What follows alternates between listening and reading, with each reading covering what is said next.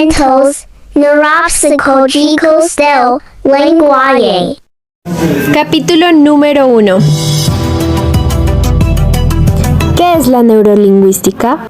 Es una rama de la neuropsicología que estudia los mecanismos cerebrales del lenguaje y los cambios que se producen en consecuencia de lesiones focales.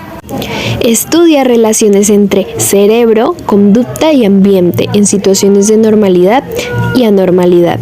El funcionamiento del lenguaje verbal y no verbal, además de funciones superiores del sistema nervioso, como lo son aprendizaje, memoria, juicio y lenguaje. El método más antiguo para estudiar el cerebro ha consistido en la observación clínica de las necropsias, métodos donde estimulan con electrodos la corteza cerebral para tratamientos en Parkinson, epilepsia y cáncer. Alexander Romanovich Lurilla. Este personaje sobresale del movimiento neuropsicológico por su estudio de afasias en enfermos por traumatismo de cráneo adquiridos en la Segunda Guerra Mundial. Él buscaba los factores parciales y los mecanismos básicos que sustenten el lenguaje. Observaba perturbaciones del lenguaje y el habla en pacientes con lesiones cerebrales locales. Nombró 6 tipos diferentes de afasias: eferente, sensorial, dinámica, semántica, aferente y acústico-amnésica. ¿Pero qué es el lenguaje? ¿Es elemental para adquirir conocimientos? Para algunos autores representa el desarrollo cognitivo. Para otros depende del aprendizaje y unos cuantos dicen que es el amplificador de las facultades humanas. El aprendizaje es el resultado de la interacción del individuo con el medio ambiente. En el habla es donde se puede apreciar la dificultad de expresión y comprensión de símbolos verbales. Los hemisferios tienen un papel fundamental en el lenguaje, se encargan de la jerarquización y simbolización. Existe un hemisferio dominante en el lenguaje y el otro en relación con el espacio temporal y reconocimiento musical. 2 clases de hemisferios: el hemisferio cualificador, que se encarga de procesos analíticos secuenciales, que puede desarrollar trastornos del lenguaje e incapacidad de otorgar símbolos a objetos.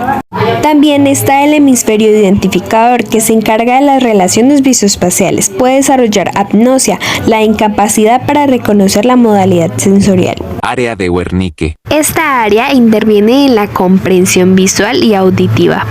Área de Broca. En el hemisferio cualificador procesa la información recibida del área de Wernicke, creando un patrón detallado y coordinado para la vocalización.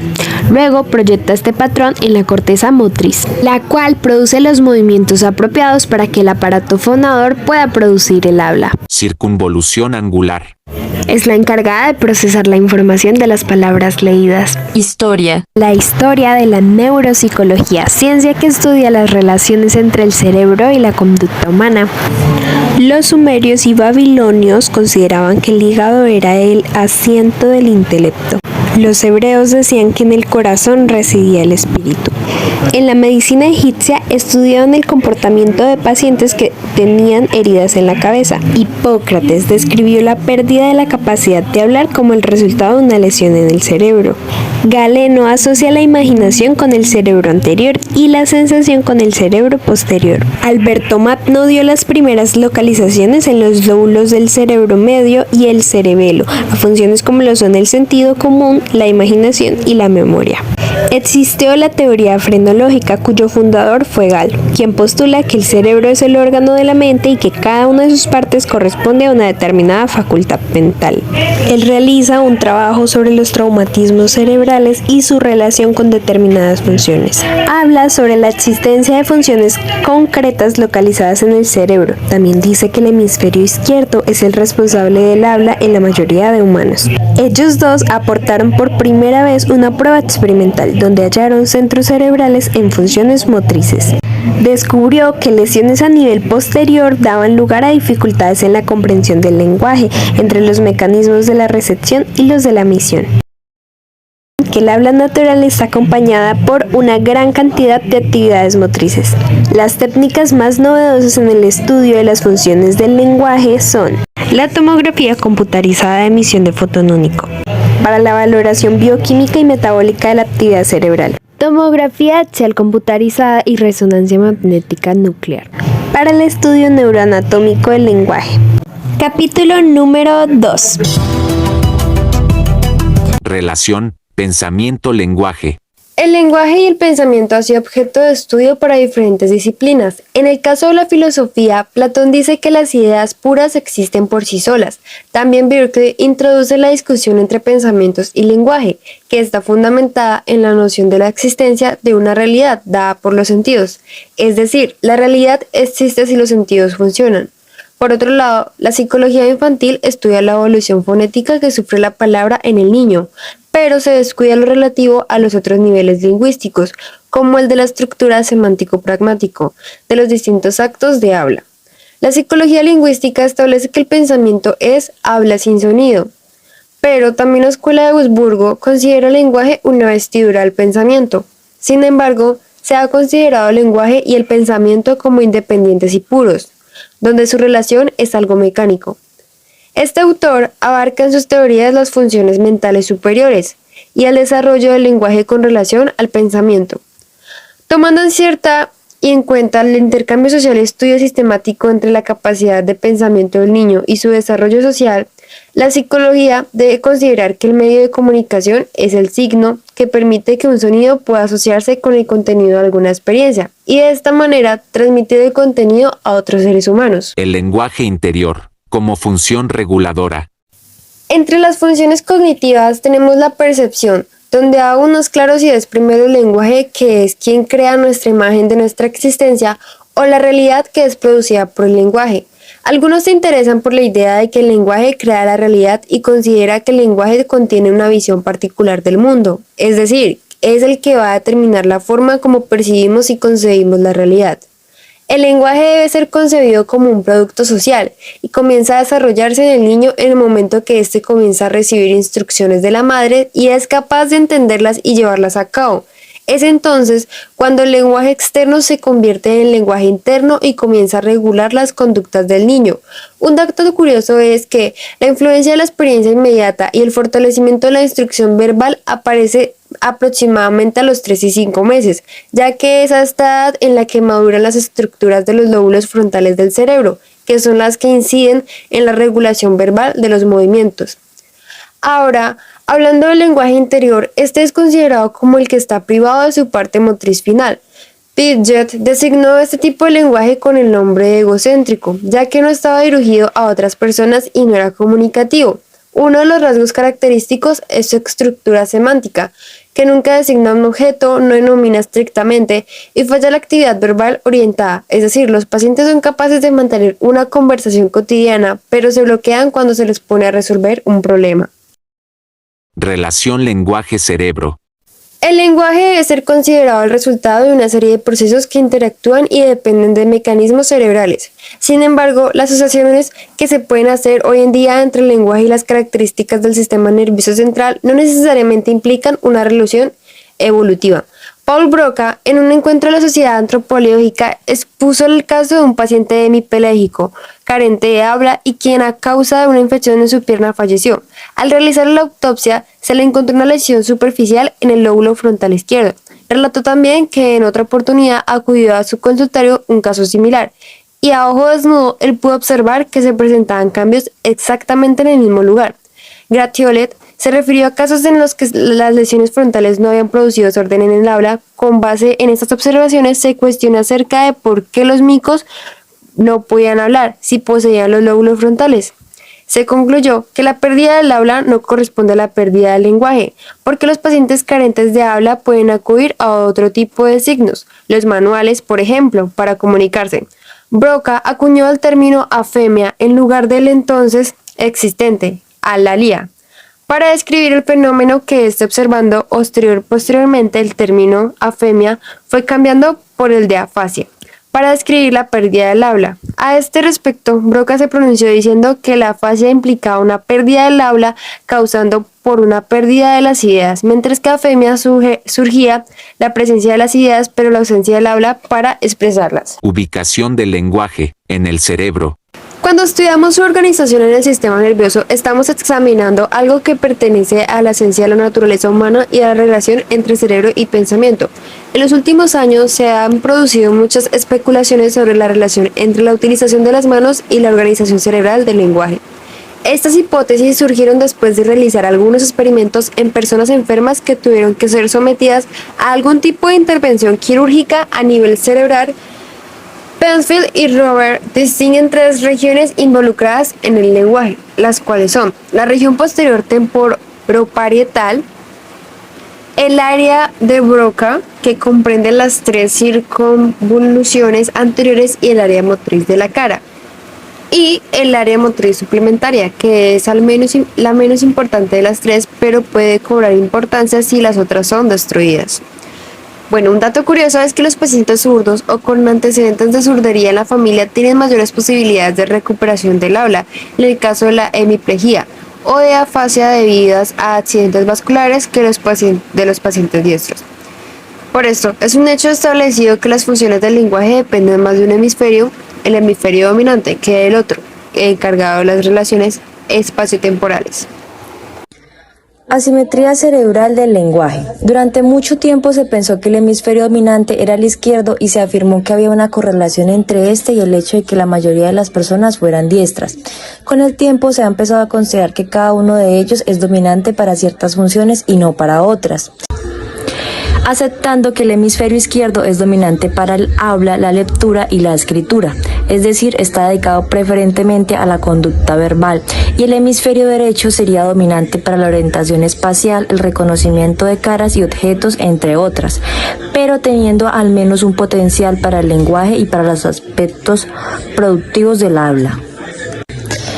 Existen diferencias específicas entre ambos hemisferios, tanto a nivel neuroanatómico, que es donde predomina el hemisferio izquierdo, como neurometabólico, que es donde predomina el hemisferio derecho. Yates en 1969 mostró que existe una disfunción en el recuerdo de materia verbal cuando se dan lesiones del lóbulo temporal izquierdo. Kimura, Battinson y Luer en 1976 sugieren una concepción de la función del hemisferio izquierdo que enfatiza el control motor complejo. Parsons, Vega y Burr en 1969, utilizando la escala de inteligencia de Gelscher para adultos, comprobaron que un daño en el hemisferio izquierdo afecta la capacidad lingüística y que una lesión en el hemisferio derecho tenía consecuencias sobre la visoconstrucción. Penfield y Roberts en 1959 propusieron que una zona cortical distribuida bilateralmente era la responsable de la integración del habla. En 1975 se sugiere que en la región anterior del cuerpo calloso hay un mecanismo para el comienzo y el final del habla, y que el lenguaje puede ser interferido por la estimulación eléctrica del cuerpo calloso, por lo que parece que hay cierta interacción entre los dos hemisferios del cerebro en el lenguaje. Resumen del tipo de procesamiento en regiones corticales específicas. Iniciamos con el hemisferio izquierdo, que es donde se codifica la información sensorial con base a la descripción lingüística. Se da el análisis temporal y se efectúan comparaciones conceptuales independientemente del contenido lingüístico. También se perciben los detalles y le falta un sintetizador gastálico. Y la comunicación verbal, procesamiento lingüístico y numérico y el pensamiento analítico y secuencial también se dan en esta región del cerebro. En el hemisferio derecho se codifica la información sensorial en términos de imágenes, se sintetiza espacialmente y hace apareamiento visual sin realizar comparaciones conceptuales. Para percibir la forma, le hace falta un analizador fonológico y maneja las relaciones espaciales y efectúa el análisis de las partes en relación con el todo, dando así un reconocimiento perceptual de cosas y un pensamiento no verbal. Capítulo número 3. El papel del lenguaje en los procesos de conceptualización. El humano tiene la capacidad de concretar pensamientos de algún suceso desde lo abstracto, y esto se ve en el lenguaje y su concepción. Del estímulo recibido, esta es la capacidad de deducir lo que ha pasado y formarlo en las bases de su razonamiento. Debido a la recepción y elaboración, esto debido a su conocimiento sensorial pero en realidad se vuelve conocimiento racional al poder codificar y adaptar cada palabra y su significado. El lenguaje se ha concretado, cambiado y estructurado desde siempre durante la historia. Esto por el transcurrir del tiempo y su evolución debido a las jergas y la comunicación de la época.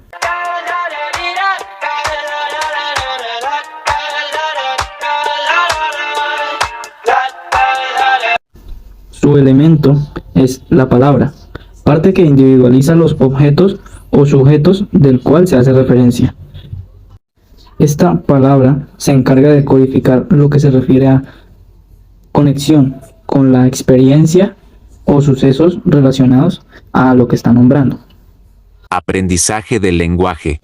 La palabra también es relacionada no solo con el concepto estructural, sino también como una acción de lo que se está nombrando. Edad de la comprensión del significado de las palabras. A nivel general, el aprendizaje del lenguaje y la comunicación se debe a la niñez, por la convivencia y los momentos de compañía de los adultos, debido a la escucha e imitación de sonidos y luego la comprensión de su significado.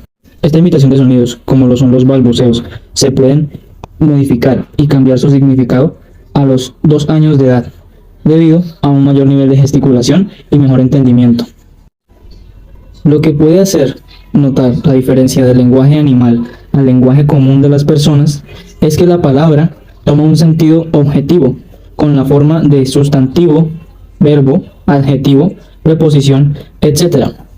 Y los animales, la representación de los sentimientos y estados de ánimo del mismo animal. O sea, es un lenguaje sentimental. Esencia de la palabra. Las palabras tienen una referencia objetual y un significado que permite realizar una comprensión desde lo sensorial a lo racional. Esto debido a los enlaces léxicos que se usan para dar sentido y concretar el significado de las palabras, con un punto más objetivo y general de la comunicación. En lo semántico sintáctico vemos el uso de la palabra y su designio de objeto y fenómeno. También lo que hace referencia al sentimiento o la esencia en general de la palabra misma. Luego de la palabra, lo cual nos lleva a la estructura y cuerpo de la conjunción de estas, o sea, la frase, la cual se ve explicada en sujeto, acción u objeto, lo que se refiere a sujeto y predicado, si es forma activa, pasiva o positiva y negativa, y el captar su significado estructural por medio de la lógica del enunciado y su premisa. Tomando como ejemplo la frase "todo lo bueno se acaba y vuelve a empezar", podemos denotar de que el sujeto vendría a ser la palabra bueno, la acción sería acaba, y en general el objetivo de esta frase es como dar un sentimiento positivo, porque al momento de decir vuelve a empezar, está hablando del mismo sujeto, la palabra bueno, con su sentimentalidad, su esencia, y de volver a empezar como una acción. Ya para poder captar en sí el significado concreto de la palabra y su conjunción, que vendría a ser la frase, como tal su estructura en general, hay que comprender el léxico de la muestra, para comprender cada palabra y así dominar las reglas gramaticales por las cuales se unen estas mismas, junto con la cohesión y coherencia de cada unidad textual y su significado esencial. Capítulo número 4. Neurofisiopatología del lenguaje. Se trata un punto de vista fisiológico cognitivo desde la neuropsicología que dicta a punto de consideración que este proceso es el resultado del trabajo de distintas áreas corticales, o sea, áreas funcionales de la corteza cerebral, áreas responsables por las funciones elementales, tanto motoras como sensitivas. Para entender los diferentes procesos que llevan a cabo el desarrollo del lenguaje, hay que tener en cuenta 3 tipos de sistemas. El acceso a la información, que es la recepción de estímulos o información brindada por vías sensoriales, auditivas y visual. El sistema de procesamiento de información, que está determinado por la corteza y el subcórtex.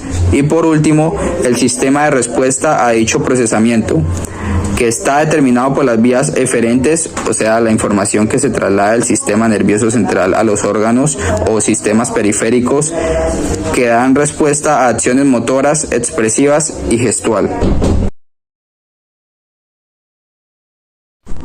Según la neurología, la corteza cerebral es una extensa capa de sustancia gris que recubre superficialmente los hemisferios cerebrales. La corteza cerebral es como la cáscara que envuelve nuestro cerebro y es aquí donde realmente percibimos, donde se crean los pensamientos, lo que imaginamos, en donde decidimos y actuamos. 1. Neurología de la corteza cerebral. Según la neurología, la corteza cerebral es una extensa capa de sustancia gris que recubre superficialmente los hemisferios cerebrales. La corteza cerebral es como la cáscara que envuelve nuestro cerebro y es aquí donde realmente percibimos, donde se crean los pensamientos, lo que imaginamos, en donde decidimos y actuamos. 2. Funciones de la corteza cerebral. La corteza cerebral se organiza en diferentes áreas funcionales como las áreas sensitivas, motoras y de asociación. Tiene una gran variedad de funciones, entre ellas la percepción e interpretación de la información sensitiva y la planeación e iniciación de la actividad motora. Cada función, o también llamada representación, se divide a través de cada lóbulo cerebral. El primer lóbulo hace referencia a la representación motriz, el cual es el lóbulo frontal. Es el área motora primaria, correspondiente con el área 4 de Brodmann. Como ya se sabe, hay una representación somatotópica que corresponde punto por punto de un área del cuerpo con un área específica del sistema nervioso central, que constituye el llamado homúnculo de Penfield. La cara se corresponde con la zona más inferior y lateral del giro prerolándico. Le sigue hacia la convexidad la representación de la extremidad superior y el tronco. Por último, la representación de la extremidad inferior se localiza en la cara interna. Como es bien conocido, cada hemisferio controla los movimientos del lado contralateral del cuerpo. O sea, el hemisferio derecho controla el lado del cuerpo izquierdo y así. En esta región se localizan las neuronas piramidales que van a iniciar la vía piramidal, que lleva las órdenes de los movimientos voluntarios hacia las neuronas localizadas en la médula espinal. Es la parte efectora de los movimientos que se desean realizar.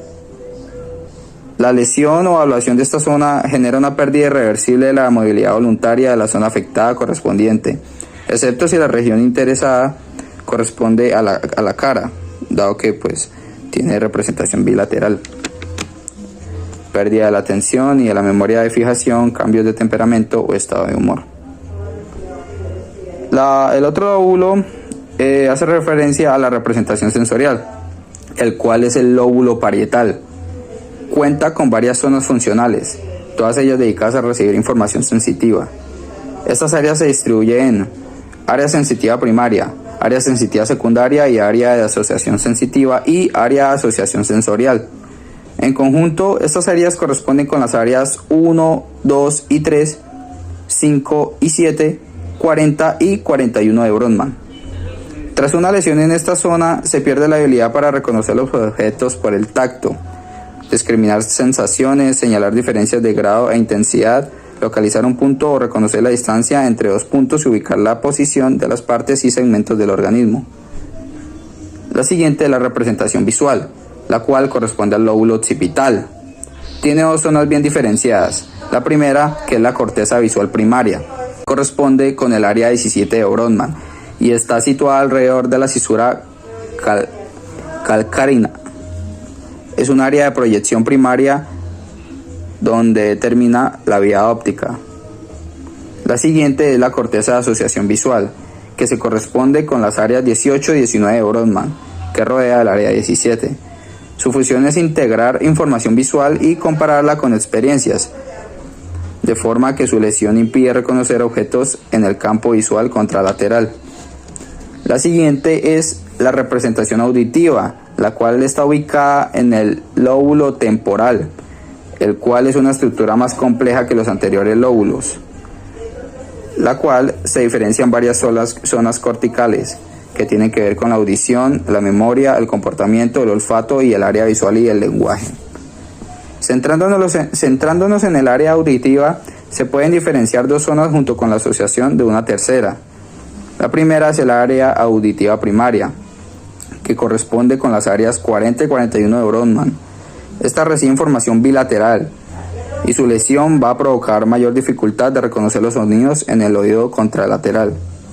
La siguiente es el área de asociación auditiva, que corresponde con el área 22 de Brodmann y su función está relacionada con la interpretación de los sonidos. Y por último está la área de Wernicke o Wernicke, que está conectada con el área de Broca y recibe información del lóbulo occipital y zona auditiva temporal, de forma que permite entender el lenguaje escrito y hablado. Organización cerebral del lenguaje. Las principales áreas cerebrales relacionadas con el lenguaje se encuentran en el hemisferio izquierdo en la región perisilviana. Estas son las áreas de Broca, Wernicke, circunvoluciones supramarginal y angular, ínsula anterior, el polo y las circunvoluciones segunda y tercera de ambos lóbulos temporales, centro de Luria inferior y superior, centro de Gerin y centro de Exner. Si bien ya nos centramos en la división y parcialidad funcional de la corteza cerebral, describiendo cada uno de los lóbulos, ahora nos queda resaltar y profundizar en la función que tienen estos, también haciendo énfasis en su labor dentro del campo del lenguaje. Hay que tener en cuenta que el lenguaje es la capacidad propia del ser humano para expresar pensamientos, sentimientos e ideas por medio de la palabra, signos, movimientos, etc. Y esta habilidad requiere el funcionamiento de distintas partes de nuestro cuerpo y la percepción del entorno, lo cual ocupa las diferentes áreas de nuestro cerebro que se encargan de las funciones que vamos a describir a continuación. El primer lóbulo del que vamos a hacer mención es el lóbulo occipital, el cual tiene la función de la recepción e interpretación de los estímulos visuales, así como la distinción de formas, colores, contornos y símbolos lingüísticos. Su conexión con el área cortical de asociación permite el aprendizaje perceptivo, sobre todo lo pertinente al proceso de lectura y escritura. El siguiente lóbulo es el lóbulo parietal, el cual representa la corteza táctil y de comunicación multimodal. Esta área tiene una incidencia importante en el proceso lector, debido a que permite interpretar los espacios dentro de la escritura. Además, hace posible la identificación de cada grafema, lo cual es la distinción de un signo lingüístico de otro, al igual que el valor fonético de los mismos, a través de sus conexiones con las áreas de Wernicke, Broca y Luria, lo que finalmente hace posible la comprensión global del texto.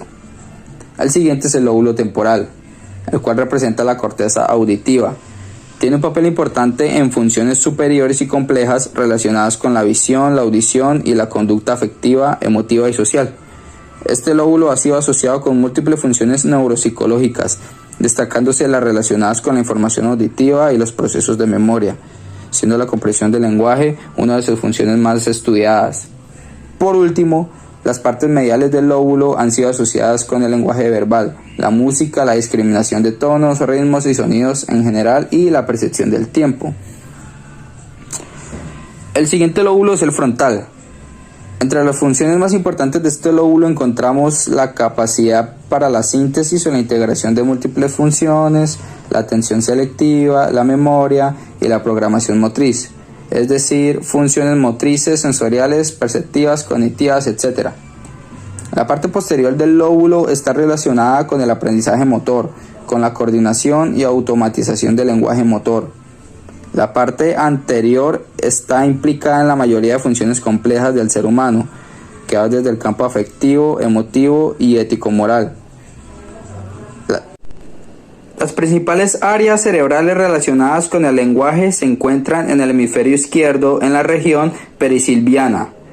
Estas son las áreas de Broca, Wernicke, circunvoluciones supramarginal y angular, ínsula anterior, el polo y las circunvoluciones segunda y tercera de ambos lóbulos temporales, centro de Luria inferior y superior, centro de Gerin y centro de Exner. Capítulo número 5. Fundamentos neuropsicológicos del proceso de la lectoescritura. El lenguaje humano constituye unos procesos de entrada y salida de la información lingüística. Por un lado, los aspectos aferenciales en sus tres vías de acceso a información, que son auditiva, visual y táctil, y por otro el proceso eferencial tanto en su vertiente motriz hablada como escrita o gestual. El proceso comunicativo en el ser humano es dinámico y está en constante interacción con el medio ambiente. Desde el punto de vista neurofuncional, el proceso comunicativo humano parte de un impulso motivacional que se traduce a una activación de los sistemas límbicos.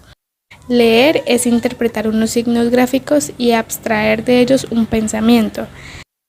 Escribir, por su parte, es expresar por medio de una serie de signos gráficos un pensamiento. Para alcanzar un nivel suficiente de madurez lectora y gráfica, intervienen los siguientes factores. El lenguaje.